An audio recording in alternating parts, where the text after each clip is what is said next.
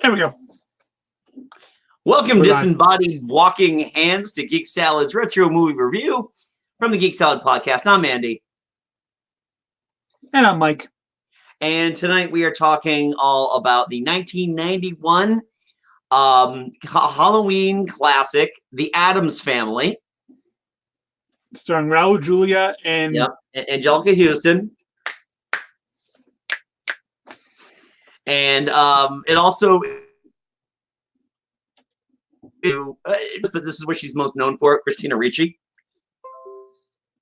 And Christopher Lloyd. And bad internet connections. Oh, this is going to be a fun one.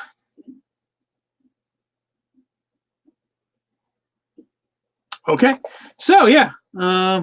Angelica Houston, Raul Julia, Christina Ricci, Christopher Lloyd, directed by Barry Sonnenfeld.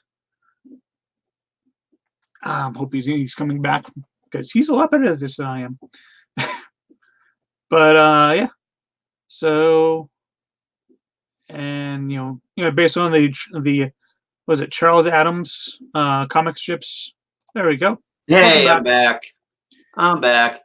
This is gonna be a fun one, isn't it? Oh my God, I hope not. This is just like every spirit on All Hallows Eve has, just come upon Shriek Salad's retro movie reboos.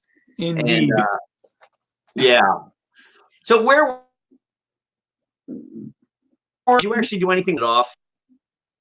I said that Barry Sonnenfeld was the director. Okay. Now, when was the first time you saw this movie? Well,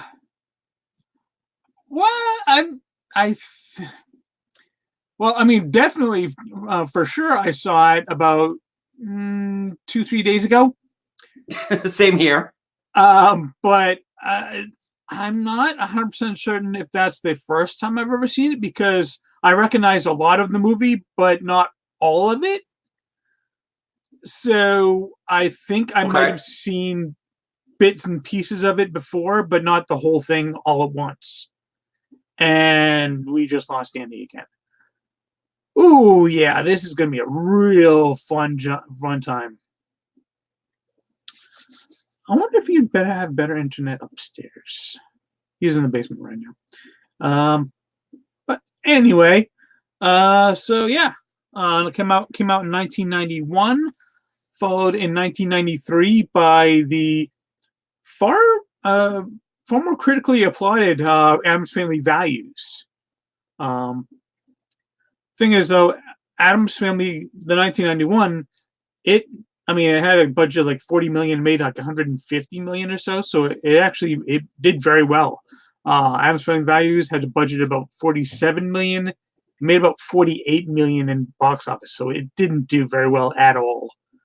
Which is a shame, because if you talk to most people, they will agree that Addams Family Values is a superior movie. And there's Andy. And back from the dead. Yay! Again, I've respawned 3 times already in the span of 3 minutes. Yeah. I was just going into Addams Family Values. How Addams Family made quite a lot of money. It did. Addams Family Values made no money. Right, which is, it's kind of a tragedy, because as much as I really found that I enjoy the original Addams Family movie, I love Values. Yeah. If you look, the reviews for their Addams Family were decent but mixed. The reviews for Addams Family Values were much better. Right. Most people seem to agree it is the superior Addams Family movie. Yeah, I don't think I've ever gotten any pushback on that. No. What's interesting is, okay, so I never get to say where I first saw this movie, because I did see it first run in the theater in college. This movie was a big fucking deal when it came out. It was all over the place. It was there was a lot of press for it. It was superhero movies. This is pre huge blockbusters. This was a movie that essentially is a Thanksgiving weekend movie. you know, the pre-Christmas season Yeah. blockbuster that had it was almost, I think it might have been one of the first of its kind where it was a kind of a movie remake of a classic TV show from the 60s that would follow other movies. Like there was a Leave It to Beaver, there was The Honeymooners. Wait, there was a Honeymooners movie? Plenty of them.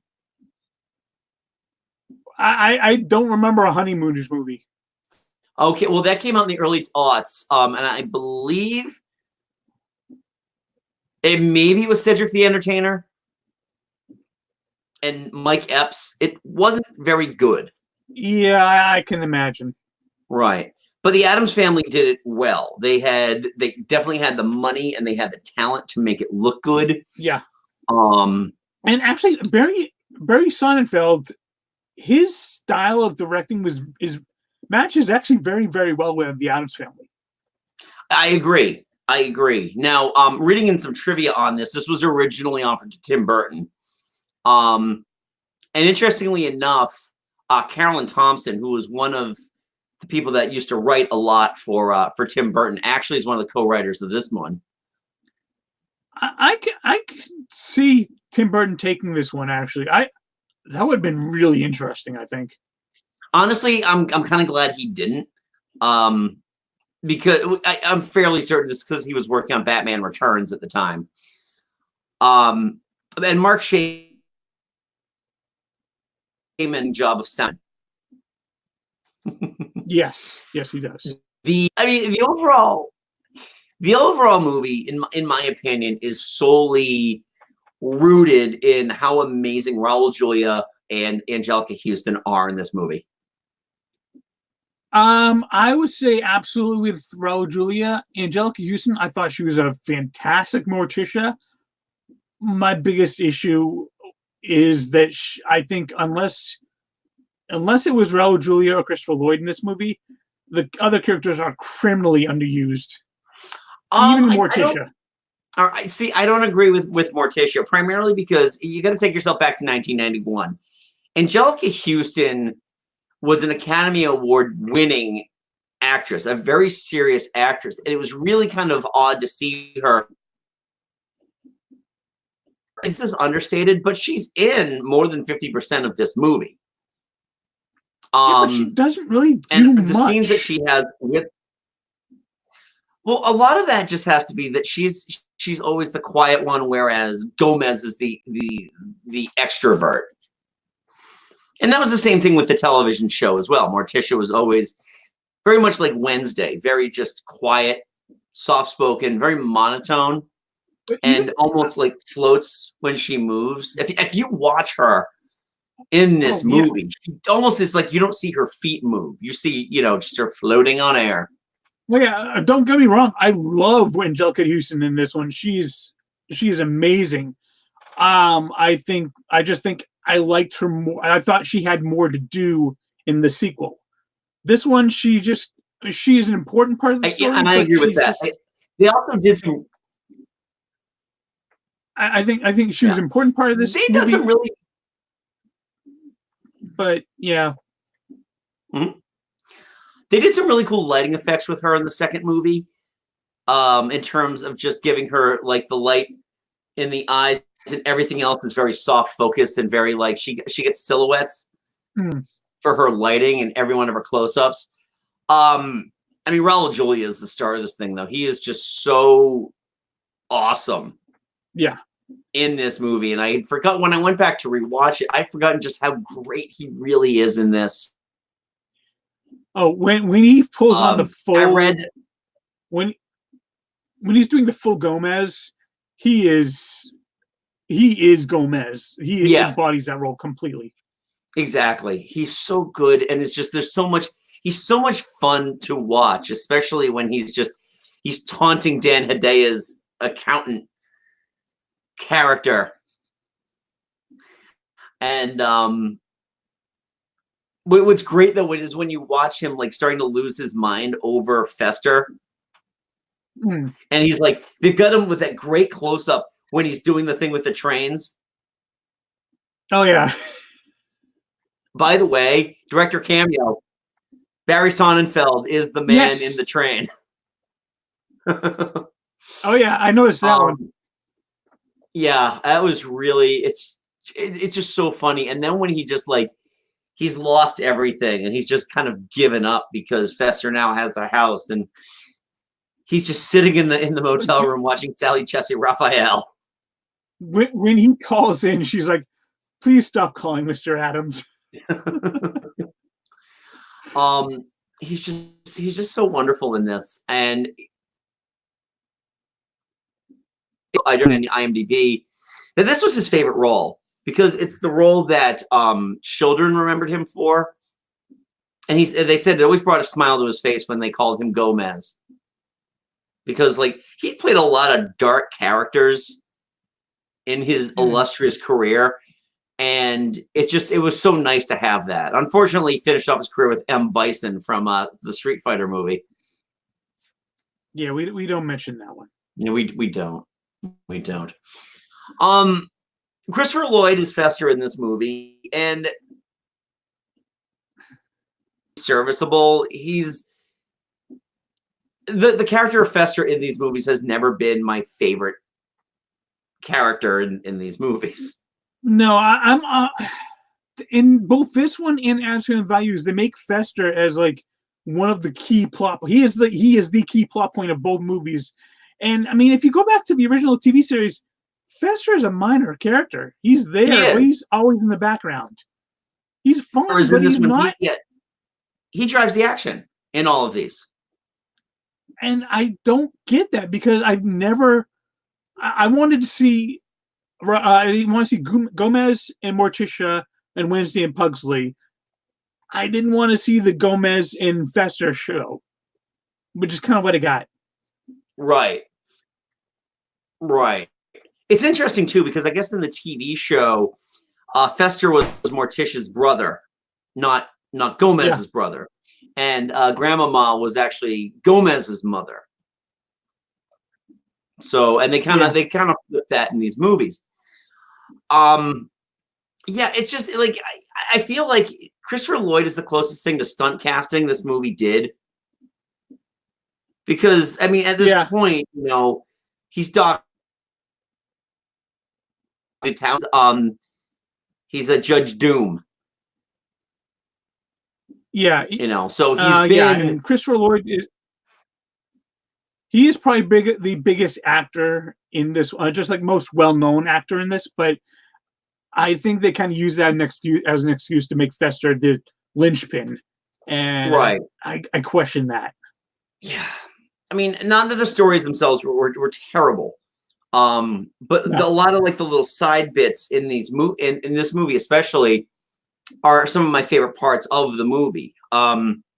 Yes, Christina Ricci's Wednesday is just such a star-making performance. It literally was. Yeah. More so Addams Family Values. Just born to play that role. Oh, again, yeah. I mean, we're not even reviewing that one, and we keep going back to it because the stuff with her at summer camp, is just so phenomenal. Oh yeah. The stuff in this movie is great though because she is 3 years younger. Actually, I think she's 2 years younger, and she is very much a little girl, and she's got the voice of a little girl with the face of a serial killer, because they all walk among us. And when she's going to strap Pugsley into the electric chair, it's all good, clean kid fun. Yeah. And then and Morticia comes in and spoils the fun, like, "Oh, Mom, please." Okay. Yeah. You got to kind of feel for Jimmy Workman though, who played Pugsley, because it's just he didn't do a whole lot after this. Yeah, and I mean he's fine. I don't think Pugsley has ever been like the cornerstone of the Addams Family stories, even like the television show. It's always been like, I know with this new movie, the animated movie that just came out, a lot of the story is more Wednesday centric than anything else. which is interesting that they're plucking the side, the main story in these. Karel Jurgen, or I can't remember the actor's name who plays Lurch, that's just great casting. Oh yeah, Lurch was just great to watch. Right. And it was interesting that they didn't have him speak, because on the television show, he got like he kind of gets like the "did I do that" line of the sitcom. You rang. Yeah. And then there's Thing. Do you know who did the voice? Who did the hand? 8 years later, that special effects has really aged well. What's that? Yeah. I'm pulling it up right now to see who the actor is, because I can't think of it off the top of my head. But I remember seeing like a behind the scenes thing at the time on the making of the Addams Family, and he essentially is a sleight of hand artist. So he's very, excuse me, very expressive with his hands. So that's why it works so well when you're seeing this plot of really just cool, deliberate hand gestures. Oh, dude, when Thing is trying to talk to Gomez and tell him that, like, Fester's in danger, it's like he's trying to do like sign language. It's like, I hate it when you stutter. Christopher Hart was Thing. Okay. And did you do anything else? Idle Hands. He's also the hands in Angel. And he was Thing in Addams Family Reunion. Oh yeah, was that the direct-to-DVD one? Yes. Oh, okay. That didn't have, I think, any of the original cast in it. No. Also, I mean, Judith Malina as Grandmama. Yes. You know what? In all honesty, though, I still like Carol Kane better. Yeah, I mean, again, going back to Addams Family values, no disrespect to Judith Malina. I thought she did a fine job, and she's actually passed away since then. But for me, Grandmama has always been Carol Kane and not Carol Kane. Sorry. Right. Yeah. Actually, it's interesting because I was doing a little research on this, that Judith Malina and the woman who played Gordon's mother, the the con artist, Elizabeth Wilson, died within weeks of each other. Ooh. And it was somewhat recently too. It was only like 4 years ago or so that both of them passed away. I think Judith Malina died in like 2012 or 2015, somewhere in there. I think it was like 2015. Yeah. Pulling it up right now. Yeah, April 10th, 2015. Elizabeth Wilson, May 9th, 2015. My birthday. Yeah. That's kind of sad. Oh, I'm sorry. And cursed. Ooh. So, I mean, the cast in this thing is fantastic. I love the set pieces. I love the party that they're throwing for Fester. With the you get to meet other like the twins, Flora and Fauna. I really enjoyed that. I love the Mamushka. Yes. Oh yeah. I love the Mamushka. It's so much. It's so much fun to watch. And what's interesting too is watching some of the background characters and some of the side characters and Angelica Houston interacting with this. Like you said, this is one of those things where Angelica Houston could have just shrunk off in the background and just gone to have a snack or something like that. But you see her, and she's actually she's getting into it, and then they just do that one cut where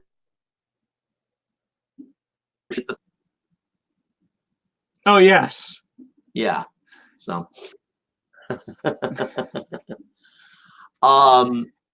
yeah, overall, it's just such a fun movie. Now, if I had to comment on anything that just felt off about the movie is when they kind of in between second and third act and the Addamses are out of the house.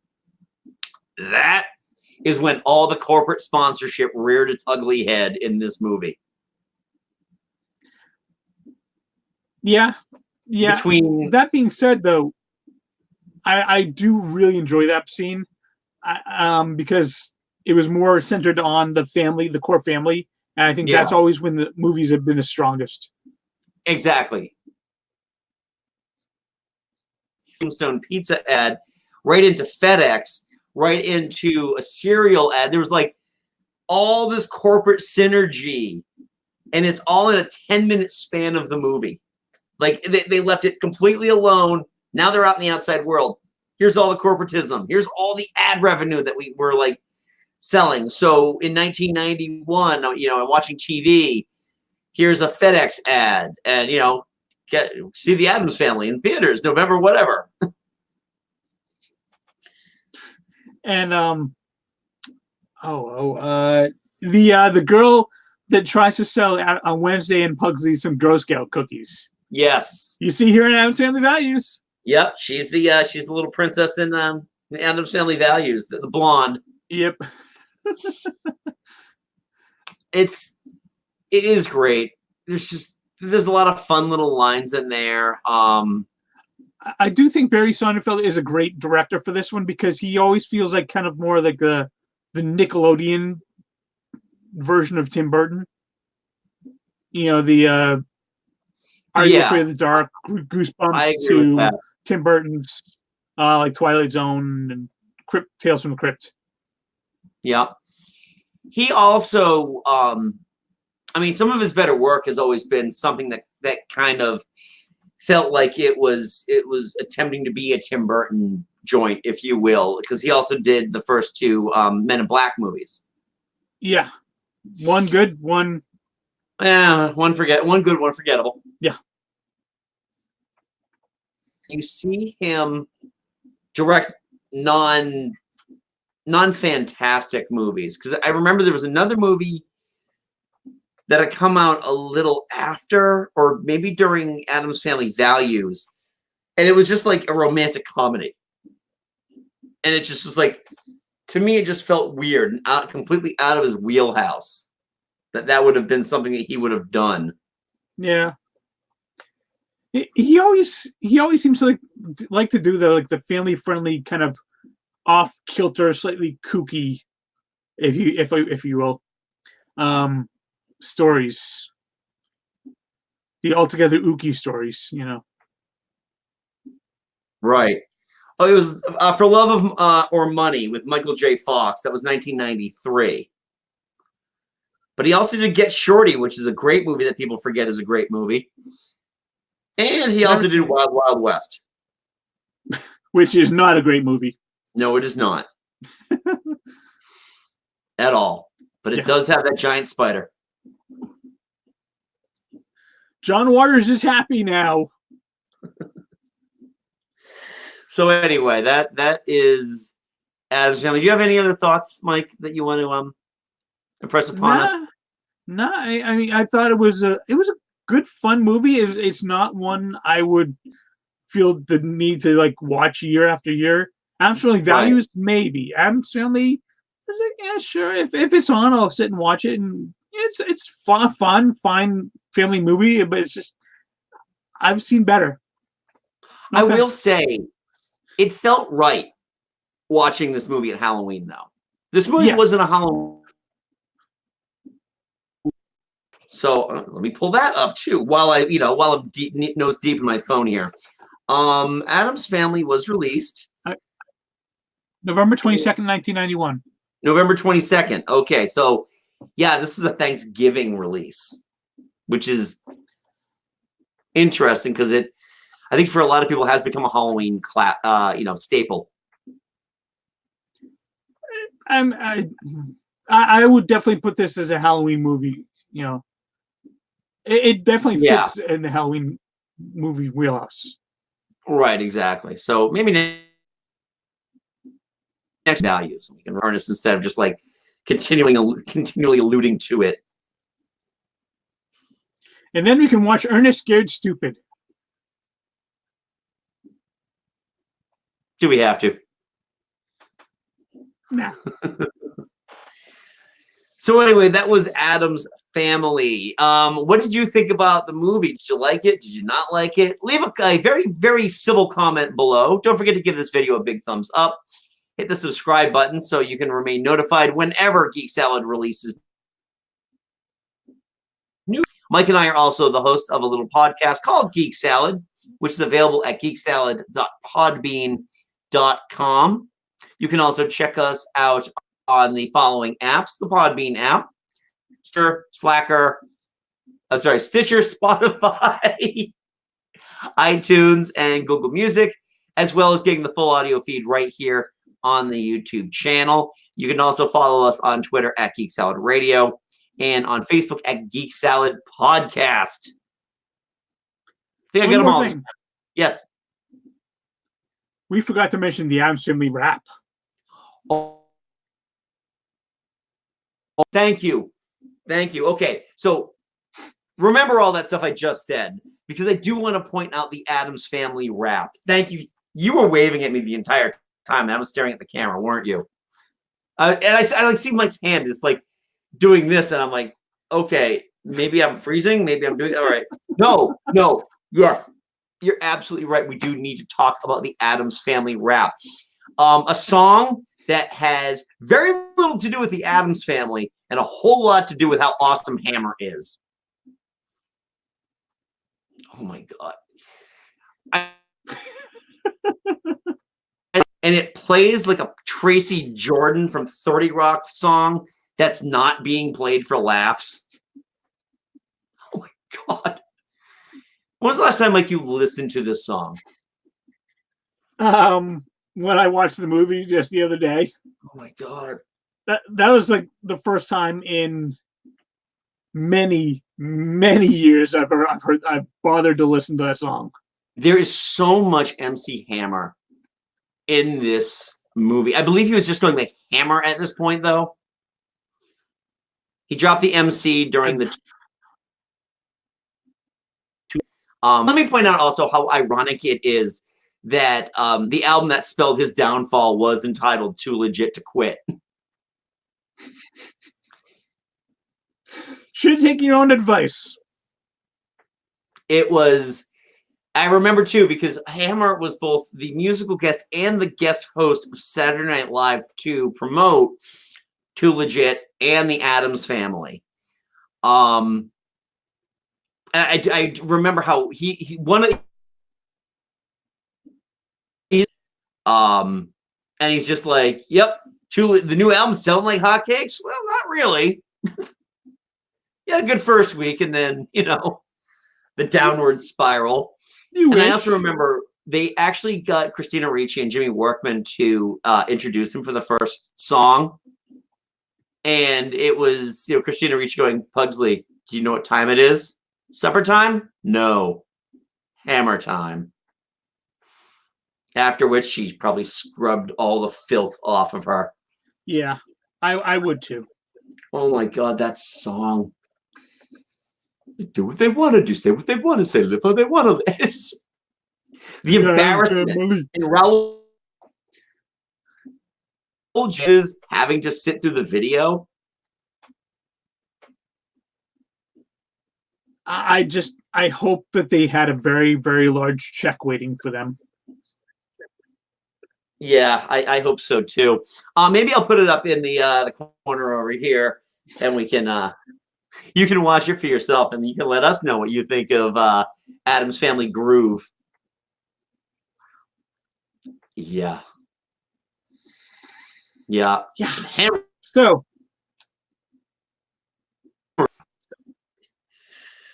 I was in college. Oh boy, was I sick of MC Hammer. So yes, that is our show. To get to listen to us wherever you get your podcasts. We're on Twitter, we're on Facebook. So until next time, go forth. By the way, I'm Andy. I'm Mike. Go forth and be nerdful. We'll talk to you later.